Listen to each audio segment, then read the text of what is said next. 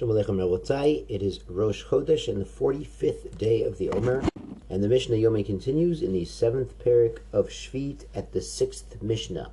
Havered, the rose, v'hakofer, the clove, v'haktaf, which is balsam sap, v'halotim, and it's a pine or a similar fragrant tree.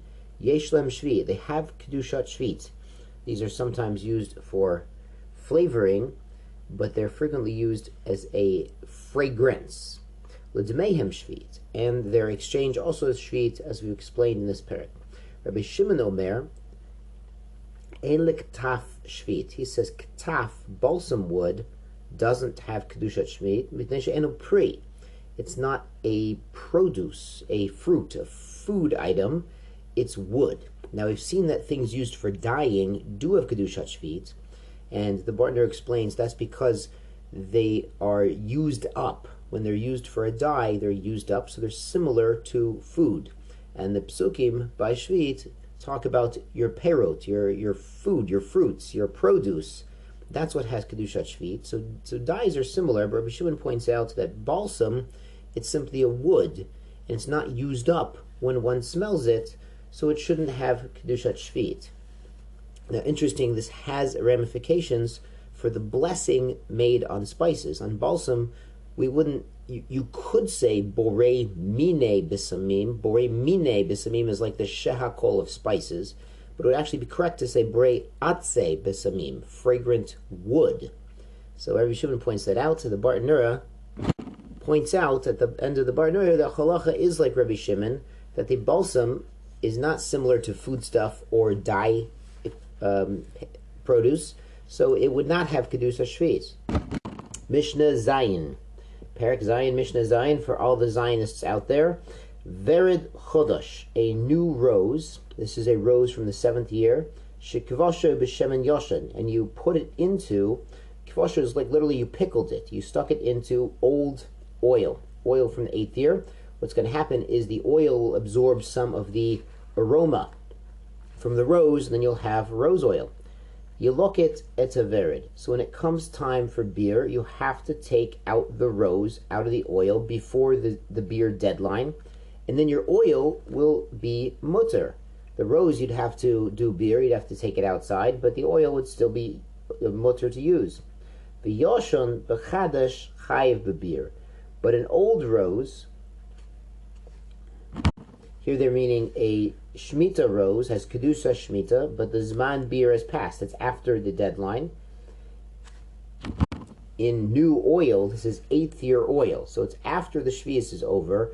They missed the beer deadline, and they kept the rose in the oil, even though it's new oil from the 8th year. Now they have a problem. This is Chayiv B'beer, so you have to get rid of it. So really, if the beer deadline's over, it becomes Usr. So he's got a problem because he's kept the rose around in the oil, even new oil. A similar case, Cheruvin Chadoshim, new carobs. These are carobs of the Shemitah year, during the Shemitah year. Shgevoshan b'yayin yoshan. And you're pickling them, you're letting them soak in old wine. That actually sounds delicious. Carobs in old wine. And this old wine is 6th year wine, does not have Kedusha. The Yeshonim b'chadash, or old carobs, that means carobs of Shemitah after the beer deadline, now in the 8th year, and you're putting them in Chodosh, this is not Chodosh grain, this is new wine of the 8th year, so it has no Shemitah sanctity, just the carobs do.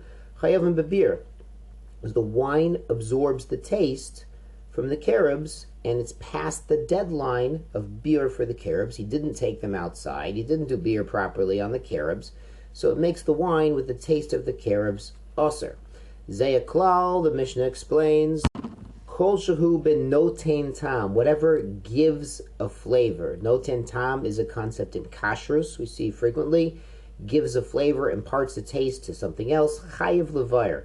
And you have to put this item, the item giving the flavor, out for beer. Min b'she'enu minu, if it's one kind mixed with a different kind, like we saw the carobs in the wine. They're two different species, two different flavors. Umin b'mino kol shehu. So sorry, when it says kol shehu noten tam chayav levar min be'eno mino, so that means it's going to be a problem. That means it's going to be usher if he missed the beer deadline because it's given a taste. But a min b'mino kol shehu, if it's the same type, say the same flavor, it would be, old wine and new wine that were mixed together. So then a kol shehu is an issue because there's no taste transfer needed. Shvius oseris kol shehu b'mina. So if he had shvius wine mixed with new wine, then it would all have kedusha shvius because you don't have to wait for a taste transfer to take place. Any amount of mixture would be an issue for kedusha shvius. Shelo b'mino b'notin tam. And again, if it's not the same species, for example, the carobs in the wine, then as if it gives a taste, it would be an issue.